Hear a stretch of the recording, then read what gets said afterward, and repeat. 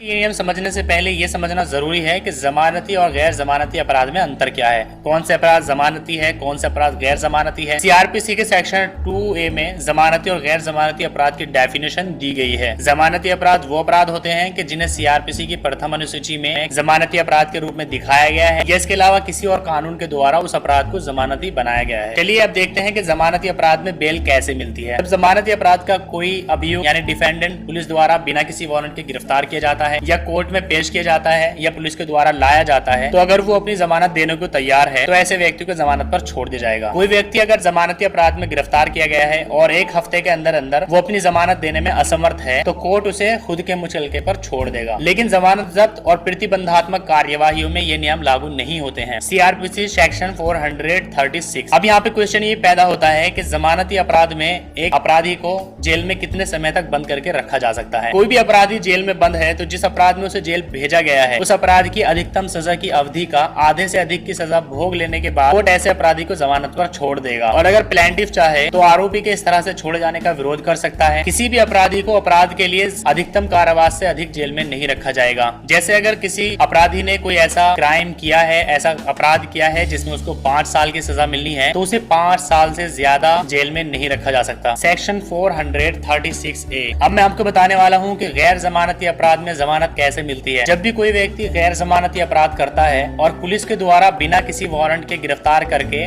Court में लाया जाता है या कोर्ट में वो खुद ही हाजिर हो जाता है, तब मजिस्ट्रेट ऐसे आरोपी को जमानत पर छोड़ सकता है। लेकिन इसकी कुछ शर्तें हैं। इसकी पहली शर्त यह है कि उस अपराधी ने जो अपराध किया है उसकी सजा मृत्यु दंड यानी फांसी नहीं होनी चाहिए और जो अपराध उसने किया है उस अपराध की सजा आजीवन कारावास भी नहीं होनी चाहिए और पहले से किसी अपराध में उसको दोषित भी नहीं होना चाहिए या फिर जो अपराधी है वो कोई महिला होनी चाहिए या जो अपराधी है वो कोई बीमार रोगी व्यक्ति होना चाहिए। तो अगर ये सारी की सारी शर्तें हैं तो फिर उसको जमानत पर छोड़ा जा सकेगा। CrPC section 437।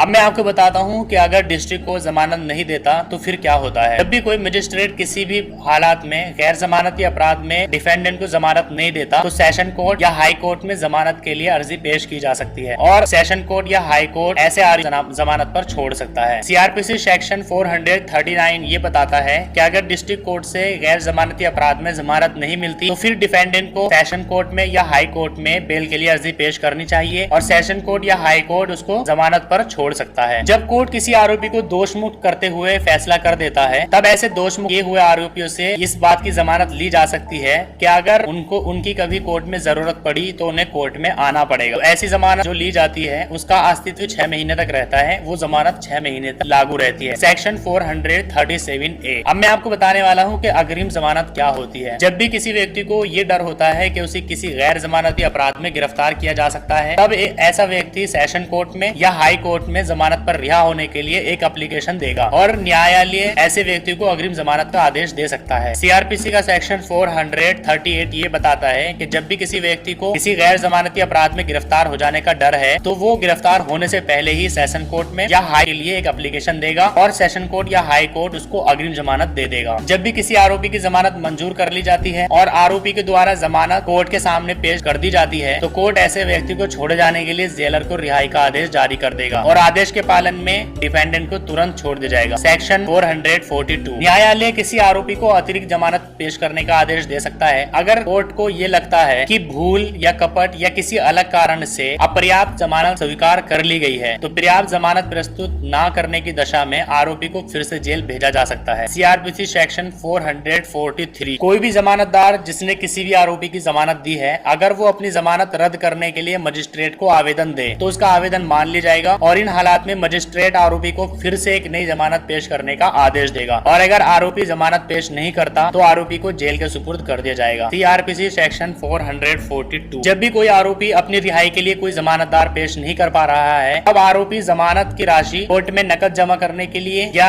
बैंक एफडी या वचन पत्र जमा करने के लिए कोर्ट में आवेदन कर सकता है और कोर्ट द्वारा अनुमति दी जाने पर आरोपी को रिहा किया जा सकता है। CrPC section 445। अब मैं आपको बताता हूँ कि जमानत जब्त होने की प्रक्रिया यानी प्रोसेस क्या है। जब भी कोई आरोपी न्यायालय से गैर हाजिर रहता है और जमानत की शर्तों का पालन नहीं करता है तो कोर्ट उसकी जमानत को जब्त कर लेता है और कोर्ट आरोपी से मुचलका जब्ती की राशि जमा करने की भी अपेक्षा करेगा। सीआरपीसी सेक्शन 446 और 446A। इसके अलावा सीआरपीसी में और भी बहुत सारे प्रोविजंस दिए गए हैं जमानत के बारे में, जैसे कि जमानत की रकम घटाना, सेक्शन 440, अभियुक्त और जमानतदार का बंध पत्र।